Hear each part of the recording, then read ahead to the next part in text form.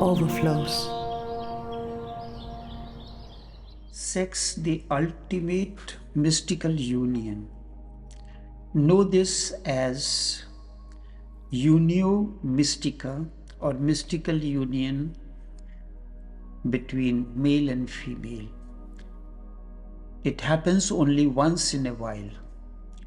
Though this is natural and the ultimate in male-female interaction, whenever it happens, absolute oneness is felt, unity, not union. There is a definite difference between unity and union.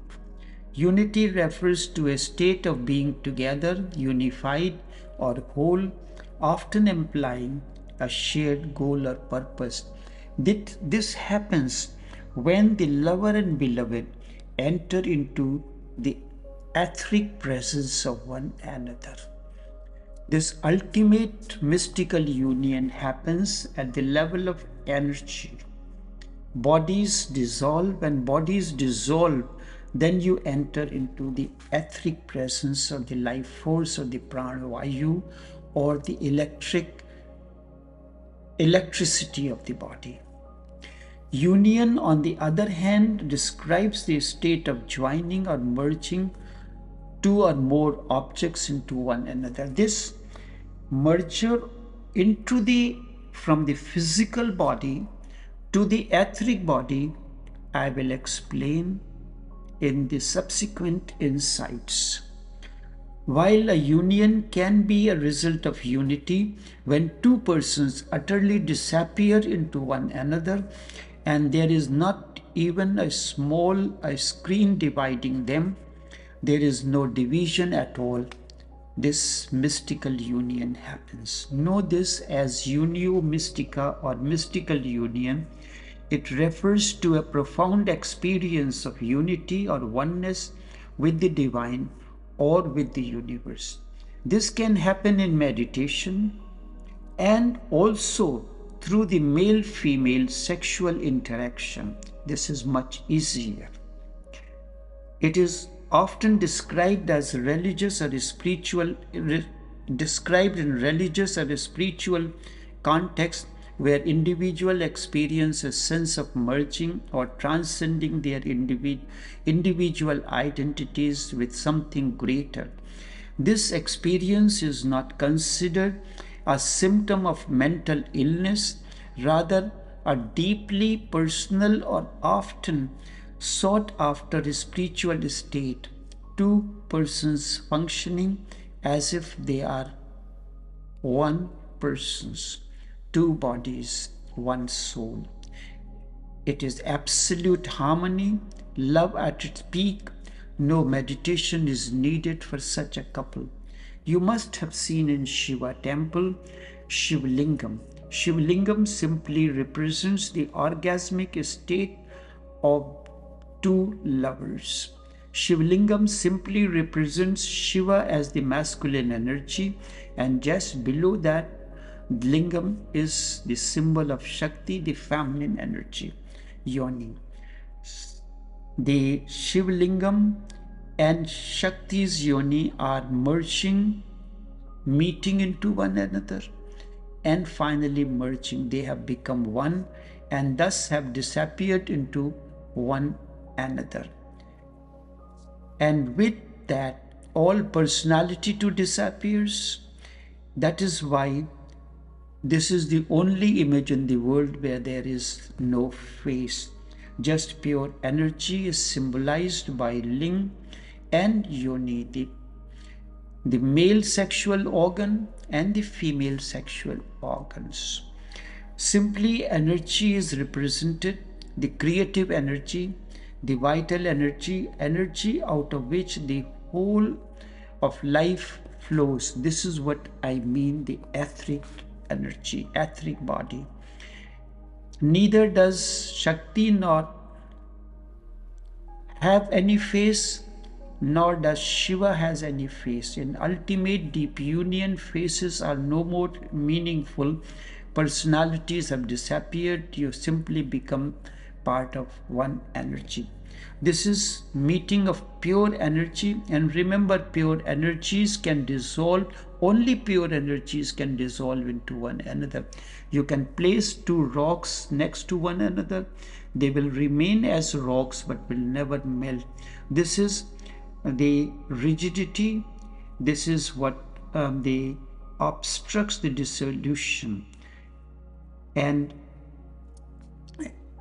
at the highest peak there can be no merger. You take two rocks together, they may be together but they cannot become one. But if you pour water into water, it becomes one. At this highest peak, where all the seven centers meet, persons disappear. Only energies remain, a play of energy, a play of consciousness, and the joy is constant. It is orgasmic. It is a spiritual communion. No meditation is needed, because for such a couple, love alone is the meditation. This is mystical phenomena. It is transcendental. It is very rare. Amongst millions of people, it happens once in a while. It is not even a sexual experience that you know and you experience in your life. It is even below the sexual experience, ordinary sexual experience. It is more or less like masturbatory. It is only a certain kind of a social and economic and political arrangement. It is exploitation. It is business-like. It is more or less part of the marketplace, the arranged marriage. No love, no respect, not even hate for one another. Because hate can exist only if there is some love. What you call naturally hate is not, you call or know as hate is not hate. Hate is the opposite of love. It is neither friendship nor enmity. It is a very formal relationship which is not relationship at all. It is a mutual masturbatory arrangement. You exploit the other exploits you, and the process continues. It is a kind of a prostitution, the ugliest possibility. But this is what is happening on the earth in the name of so-called relationships.